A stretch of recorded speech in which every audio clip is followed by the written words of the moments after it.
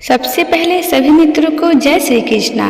आज हम राधा अष्टमी की व्रत कथा का श्रवण करते हैं, लेकिन इसके पहले आप हमारे वीडियो को लाइक और सब्सक्राइब करना बिल्कुल ना भूलें, क्योंकि आपके एक लाइक से हमें मोटिवेट मिलता है। राधा माता गोलोक में श्री कृष्ण के साथ रहती थी।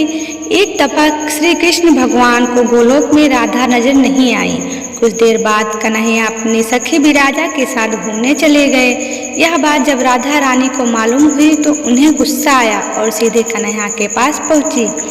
वह वहां पहुंचकर उन्होंने श्री कृष्ण को काफी भला बुरा कहा। राधा रानी का यह रवैया भगवान श्री कृष्ण के प्यारे मित्र श्री सुदामा को बिल्कुल अच्छा नहीं लगा। श्री सुदामा जी उसी वक्त बिना कुछ सोचे समझे राधा रानी को पृथ्वी पर जन्म लेने का श्राप दे दिया। राधा को इतने गुस्से में देखकर कृष्ण भगवान की सखी विराजा भी नदी के रूप में वहां से चली गई। राधा ने श्री सुदामा से श्राप पाने के बाद उन्हें राक्षस कुल में पैदा होने का श्राप दिया। राधा जी द्वारा दिए गए श्राप की वजह से ही श्री सुदामा का जन्म शंखचूड़ दानव के रूप में हुआ। आगे चलकर वही दानव भगवान विष्णु का परम भक्त बना।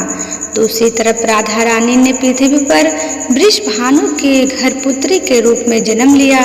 राधा रानी का जन्म वृषभानु जी के घर तो हुआ, लेकिन उनकी पत्नी देवी कृति के गर्भ से नहीं। दरअसल जिस समय राधा मैया और श्री सुदामा ने एक दूसरे को श्राप दिया था, तभी भगवान श्री कृष्ण ने कहा कि राधा आपको वृषभानु जी और देवी कृति की पुत्री बनकर पृथ्वी पर रहना होगा। मनुष्य के अवतार में आपका एक वैश्य से विवाह होगा, वो मेरे अंशावतारों में से ही एक होगा। इस तरह आप पृथ्वी पर भी मेरी ही बनकर रहेंगी, परंतु हम दोनों को बिछड़ने का दुख सहना होगा। इसके बाद कृष्ण भगवान ने राधा जी को मनुष्य योनि के रूप में जन्म लेने की तैयारी करने के लिए कहा। संसार के सामने वृषभानु जी की पत्नी गर्भवती हुई। जिस तरह एक बच्चा दुनिया में आता है, ठीक वैसे ही देवी कृति का भी प्रसव हुआ, लेकिन असल में राधा माता का जन्म देवी कृति के गर्भ से नहीं हुआ था। भगवान की माया से उनके गर्भ में आयु भर गई थी। देवी कृति ने उसी आयु को जन्म दिया। इस दौरान उसे प्रसव पीड़ा हो रही थी और वहां राधा माता के रूप में एक प्यारी सी कन्या ने जन्म लिया।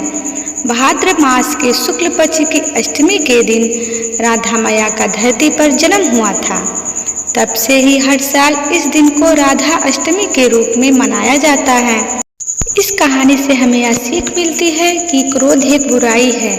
क्रोध का जवाब क्रोध से देने से बातें और भी खराब हो सकती हैं। इसके कारण कई दुविधाओं का सामना भी करना पड़ सकता है और क्रोध अपना ही काम बिगाड़ता है। इसलिए क्रोध हमें नहीं करना चाहिए। अगर क्रोध आए तो हमें बहुत सोच समझ कर ही संभालना चाहिए। हे फ्रेंड्स, हमारा यह रोचक जानकारी और कथा आपको कैसा लगा? अच्छा लगा हो तो हमारे वीडियो को लाइक सब्सक्राइब करना बिल्कुल ना भूलें और ज़्यादा से ज़्यादा इसे शेयर करें कि राधा अष्टमी की यह कथा जरूर दूसरे लोग श्रवण करें। ऐसी रोचक जानकारियाँ कथा सुनने के लिए हमें ज़रूर फॉलो करना ना भूलें और बेल आइकन बटन को जरूर दबाएं कि सबसे पहले अच्छी जानकारी और रोचक जानकारियाँ आपको प्राप्त हो सके। हे फ्रेंड्स, राधा अष्टमी की यह कथा जरूर सुनें और दूसरे को भी सुनाएं।